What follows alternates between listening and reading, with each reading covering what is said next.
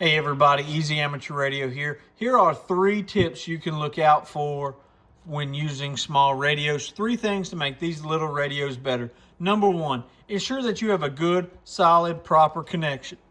Make sure that whatever type of connectors you're using, whether it's in the shack, on the bench, or in a vehicle, are good, solid connections. You want to make sure you're running properly gauged wire. You want to make sure that you've got good connection to whatever power source you have, because you want to eke out every little bit of power that you can get on these radios, and running proper wiring and proper connections is really going to help that. Tip number 2 is do everything you can to the microphone to make it better, whether that means buying a better microphone or modifying it, like with this Cobra right here that doesn't want to sit still.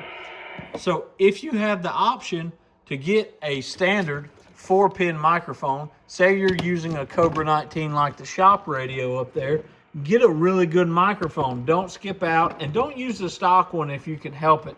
Now this radio, you can't help but use the stock microphone, so that's why you want to give it just a little bit more. And the final tip I want to give everybody is make sure that your antenna is tuned properly. Make sure your SWR is as good as you can get it, matched 1-to-1, and try not to compromise on antennas. Don't use short, stubby antennas. Use good quality antennas. If I had to recommend something, I would recommend the Wilson 2000 as a fixed mount, or a Wilson 1000 as a mobile mount. That gives you a lot of good steel antenna in the air, and it also gives you, proper grounding, especially with the mag mount. You get a nice, good ground plane. Now, lastly, I will mention using a 5/8 wave antenna.